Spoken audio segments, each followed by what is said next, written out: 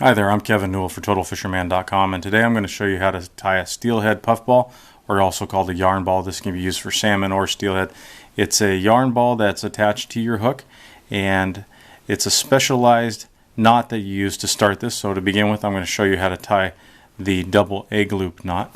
And for the demonstration purposes, we're using an eye bolt to represent the hook and heavy cord to represent the fishing line. That way it's easy for you to learn. Later on in the video, I'm going to demonstrate this with the yarn and an actual fish hook and fishing line. But to learn how to do this right, we better do it with a cord to get you started down the right path. So to begin with, you double over the line, you pass the line through the eye of the hook, and you create this loop here. Okay? You take the main portion of the line and you wrap it around 1, 2, 3, 4, 5, 6 times. You can do as many wraps here as you want. Probably start with 3 or 4, and you can do up to 10 or 12. This distance here is what's going to determine how much bait you want to hold. And if you have eggs, for instance, and they're pretty soft, having more room here rather than less room is going to help keep them on the hook. So then the next step is you draw back all of this line, your leader, pass the end of it through this loop, okay, and then pass the end of it through the eye of the hook. Okay, you want to make sure that you do this. That way it keeps the, if you were to not have bait in this and for some reason this loop got drawn down, it would come apart if you didn't pass the line through that. That line keeps the knot from coming apart. So you pass that through and then you continue with your wraps. These wraps are the ones right here that tension how tightly this secondary egg loop is going to hold your puff ball, or if you wanted to put bait in there, your bait. So I'm going to go with 5 wraps there.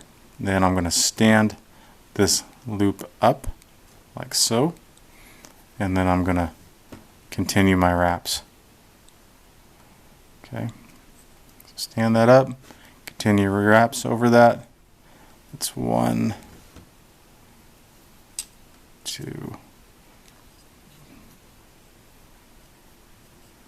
3, 4. Okay,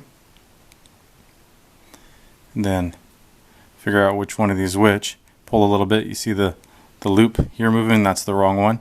You want to pull on the other tag end and draw all that up. You need to work this a little bit to make sure it's forming properly. Kind of hold that open a little bit with your fingers. That way it draws together like so. Pull, take this off the camera and pull a little bit harder on it. Alright, and as you see, that cinched it up nice and tight, and you have this loop left here, and both of these coming out the top. Now the key is, when you put your yarn in this loop, you're going to be pulling on this section here is your leader that's going to go to your swivel. You're going to be pulling on this one here, and it's going to draw that up just like so, nice and tight. Okay, on to the next part. Okay, now to complete our demonstration, I'm going to show you how to finish the puff ball or yarn ball with a hook and fishing leader. To start with, you want to double over that fishing leader material. Make a loop about that big, that way you have something to grab onto when you're pulling down the final loop to cinch down the puff ball. Take this loop, pass it through the eye of the hook like so. Pull this down about that far. That's big enough to put the yarn into. Now go ahead and wrap around and over the top of that loop that you've created. That's 1, 2, 3, 4, 5, 6, 7.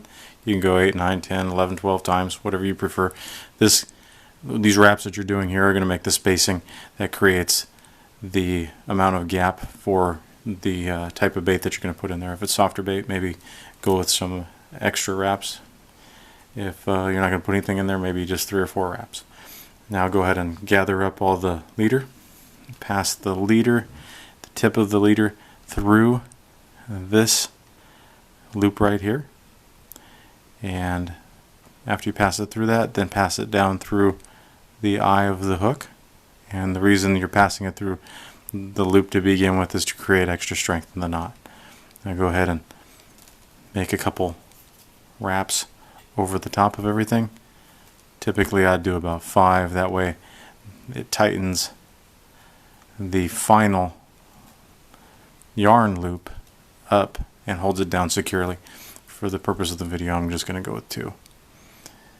Then stand this loop up, okay, and wrap down in behind it.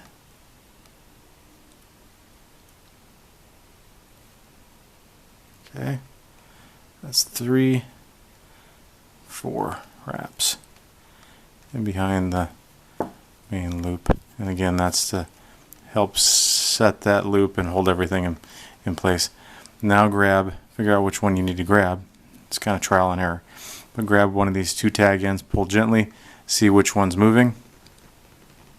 And that is the correct one. I'm pulling all the leader now through the eye of the hook and towards where my swivel will be. Pull that nice and tight. Okay. And right now, this is what that looks like. Okay. Now, to complete the next step, you're going to take yarn, which I've pre-cut, and I'm going to place this inside of the loop. And I'm going to grab the other tag end, and I'm going to pull down firmly on that, and that cinches that down to the shank of the hook. Okay, pull down a little bit harder, make sure that's nice and secure. Now gather up all this yarn in your left hand and pinch it just like so. Okay, this is how you're forming your yarn ball. Kind of gather it up and get a nice pair of sharp scissors and trim this off, being careful not to trim your leader, otherwise your hard work will be for naught. Okay, trim that down like that. Come over here, getting little loose pieces, and then you can flare this out. I like having a multicolored just for a little bit of contrast. And that is your poof ball. You can come in here and do a little bit more trimming if you like, and just kind of touch it up a little bit. And then take, being careful knowing which one you're grabbing, take this loose end here, the one that you used to draw down the yarn, and trim that off.